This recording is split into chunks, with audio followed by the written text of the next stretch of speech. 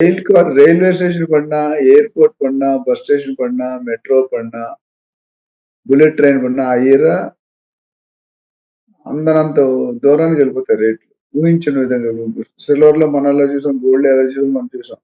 So, real ఎస్టేట్‌లో ఎప్పుడు కూడా కన్సిస్టెంట్‌గా లాభాలుంటాయి. రియల్ హ్మ్. ఎస్టేట్‌లో భూమి మీద పెట్టుబడి ఎవడు లాస్ అవ్వలేదు. నేను గత 30 సంవత్సరాలుగా వేల మంది బయర్స్, ఇన్వెస్టర్స్‌ని గైడ్ చేశాను. వేల మందిని ట్రైన్ చేశాను. అవార్డ్స్ కూడా మీరు చూసారు.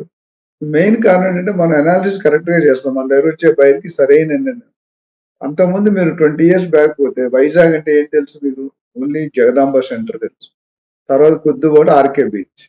హ్మ్. ఇప్పుడు అలా కాదు. వైజాగ్ అంటే మన హైదరాబాద్‌లో 100 కిలోమీటర్లు ఒక్కొక్క సైడ్ ఎళ్తే, వైజాగ్‌లో 40, 50 కిలోమీటర్లు వెళ్ళిపోయారు. భీమిలి బీచ్, విజయనగరం, ఇక్కడ మన సిటీలో తీసుకుంటే జగదాంబ, డాబా gardens, convent junction, Kancharapalem, Gopalapatnam, అట్లా సింహాచలం, పెందుర్తి, కొత్త వలస, ఎస్కోట, హ్మ్. ఎల్కోట అంత దూరం వెళ్ళిపోయి అంటే వెంచర్స్ చాలా దూరాన పడుతున్నాయి. ల్యాండ్ అవైలబిలిటీ బాగా వస్తుంది. ఎప్పుడైతే ల్యాండ్ అవైలబిలిటీ ఎక్కువ వస్తదో సామాన్య ప్రజలు కొనుక్కునే పరిస్థితి ఉంటది. హ్మ్. డెఫినిట్‌గా ఇప్పుడు స్టార్టింగే కాబట్టి రైల్ కారిడార్ ఇప్పుడు అమరావతిలో నేనెక్కడో న్యూస్‌లో విన్నాను. అమరావతిలో దాదాపు one of the biggest railway platform కట్టాలని ఒక చర్చలు నడుస్తున్నాయి. కలకట్టా ఇప్పుడు అన్నిటికంటే 23 ప్లాట్‌ఫార్మ్స్ ఉన్నాయి. ఇక్కడ 24 ప్లాట్‌ఫార్మ్స్‌తో కట్టాలి అనేది కొన్ని లక్షల మంది 3, 4 లక్షల మంది ఫిగర్ గుర్తులేదు.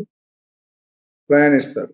అంటే అది చాలా పెద్ద డెసిషన్. ఒకసారి అలా రైల్వే స్టేషన్ పడిందంటే మాత్రం నైట్‌మేర్. అంటే రియల్టర్స్ గాని, బిల్డర్స్ గాని, ఇన్వెస్టర్స్ గాని రెక్కలొచ్చినట్టే ఊపందుకుంటుంది. హ్మ్. ఊపందుకునే స్టేజ్‌లో ఉంది. అంత ప్రణాళిక ప్లానింగ్ స్టేజ్‌లో ఉన్నారు. హ్మ్. సో, రానున్న రోజుల్లో ఈ ఏరియాలో వైజాగ్ ఆల్రెడీ కాస్మోపాలిటన్. వైజాగ్‌కి హైదరాబాద్ ప్రత్యేకత ఏంటి తెలుసా? హైదరాబాద్‌లో లేనివి వైజాగ్‌లో ఉన్నాయి. వైజాగ్‌లో ఉన్నవి హైదరాబాద్‌లో లేవు. అంటే వైజాగ్ ఏమంటంటే సీ టు ఎయిర్ అన్నీ ఉన్నాయి. Sea to air. హైదరాబాద్‌లో సీ లేదు. ఎందుకని రేవంత్ రెడ్డి గారు అవును. ఆర్టిఫిషియల్ సీ 38 ఎకరాలు. అవును. సో, వైజాగ్‌లో మీకు ఇంకో మాట చెప్పను. నేను వైజాగ్‌లో పుట్టి పెరిగి కేంద్రీయ విద్యాలయ ఆర్మీ స్కూల్‌లో చదువుకున్నాను. కాస్ట్ ఆఫ్ లివింగ్ ఎక్కడ ఎక్కువ ఉంటది? హైదరాబాదా? వైజాగ్? క్యాపిటల్ హైదరాబాద్. వైజాగ్ సిటీ. హైదరాబాద్‌లో ఎక్కువ ఉండాలా లేదా? అవును. రేట్. ఎక్కువండి. కానీ కాదు. వైజాగ్ ఎక్కువ కాస్ట్ ఆఫ్. ఓహ్! హైదరాబాద్‌లో తక్కువ.